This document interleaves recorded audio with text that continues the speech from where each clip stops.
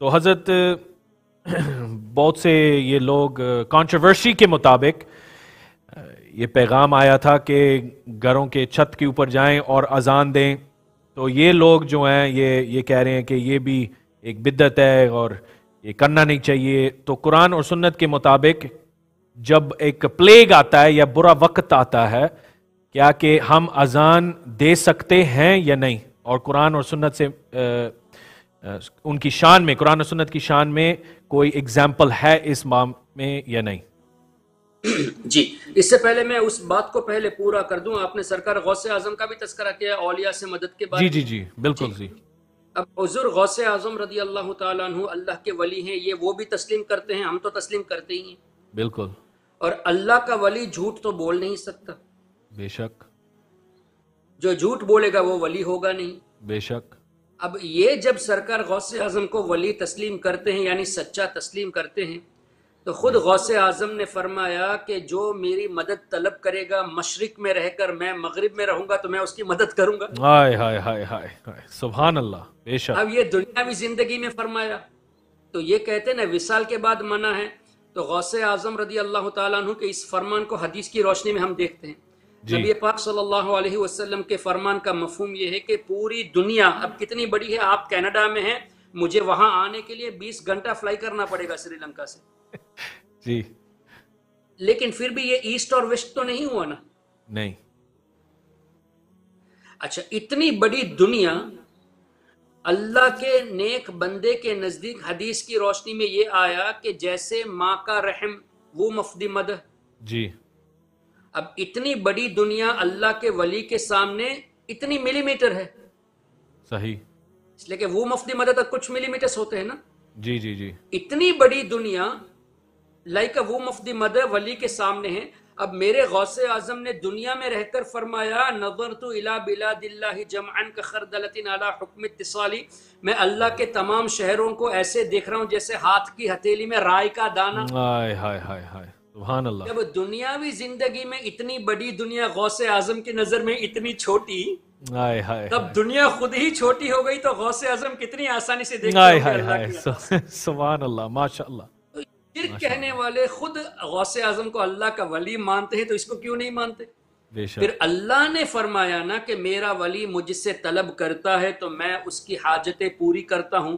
تو ہم غوث اعظم سے کہیں یا غوث اعظم ہماری مشکلیں آسان فرما دے، تو وہ اللہ سے دعا کریں گے، تو اللہ تعالیٰ نے فرمایا کہ میرے ولیوں کی دعا میں ریجیکٹ نہیں کرتا۔ تو یہ تو قبولیت کی دلیل۔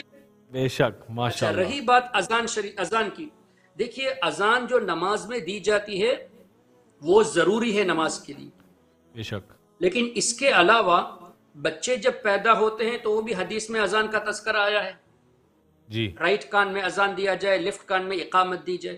جی، تو اس سے یہ بھی پتا چلا کہ نمازوں کے علاوہ بھی اذان دی جا سکتی ہے۔ سبحان اللہ، ایک بات ماشاء اللہ۔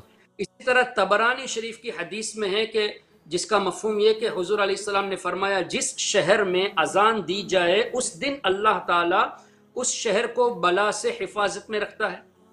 واہ، سبحان اللہ۔ تب اذان دفع بلا کا ایک سبب بھی بن گیا۔ جی تو آدمی کو بلا آئے یا نہ آئے، اگر اذان دیتا رہے گا اس ارادے سے کہ اللہ تعالیٰ میری بلاؤں سے حفاظت فرمائے، یہ تو حدیث کی روشنی میں ہوا، یہ حدیث کے خلاف کب ہوا؟ واہ، سبحان اللہ، سبحان اللہ۔ اور جب بلا آ گئی ہے تو اس سے دفع کرنے کے لیے اگر آپ 10 مرتبہ بھی اذان دے تو کیا پرابلم ہے آپ کو؟ ماشاء اللہ۔ اس لیے کہ آنے سے پہلے جب یہ اذان بچا دیتی ہے، اللہ تعالیٰ اس کے ذریعے بچاتا ہے، تو آ گئی تو اس کا وسیلہ لو نا۔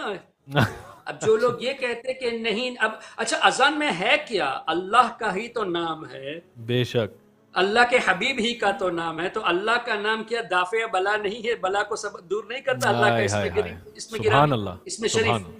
کیا حضور علیہ السلام کو یہ کہنا کہ محمد اللہ کے رسول ہے، میں اس کی گواہی دیتا ہوں؟ بے شک، بے شک۔ یہ کون سا ایسا کلمہ؟ ارے یہ تو وہ کلمہ ہے کہ ایک غیر مسلم کو اگر مسلمان ہونا ہے تو حضور پر گواہی دینا ضروری ہے۔ ہائے، سبحان اللہ۔ اب جس کے دل میں، جس کے ذہن میں نجاست ہو، وہ نجاست پاک ہوتی ہے حضور کے نام مبارک محمد سے ماشاء اللہ، صلی اللہ علیہ وسلم۔ تو جب سرکار کا نام دفع بلا ہے تو گھروں میں حضور کا نام لیں گے تو کیسے اس کو بدعت کہا جائے گا؟ سبحان اللہ۔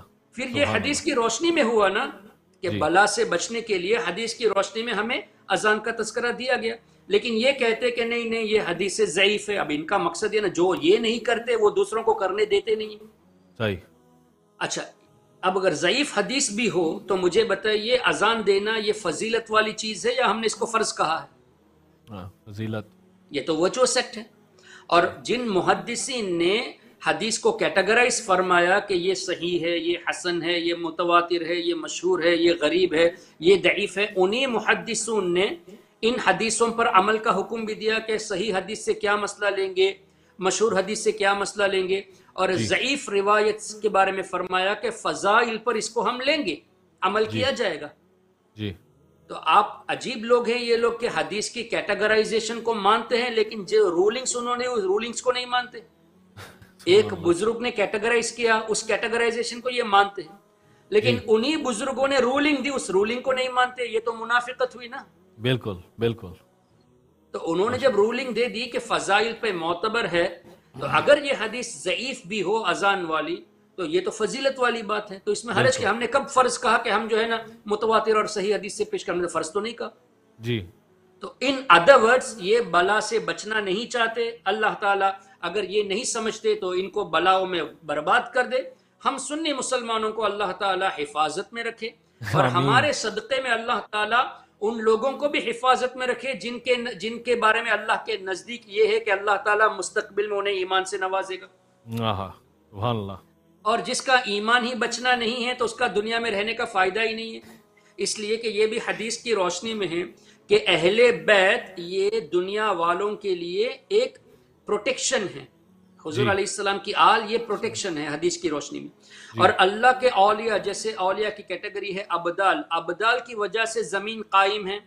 ابدال کی وجہ سے اللہ تعالیٰ روزی دیتا ہے، کامیابی عطا فرماتا ہے، بارش نازل فرماتا ہے. زمین بھی انہی کی سبب قائم ہے نا. تو جب تم اولیاء کو مانتے نہیں تو زمین پہ رہنے کا حق کس نے دیا تمہیں؟ جاؤ. ہائے ہائے ہائے ہائے. سبحان اللہ. ماشاء اللہ. بہت خوب بہت خوب. حضرت ہمارے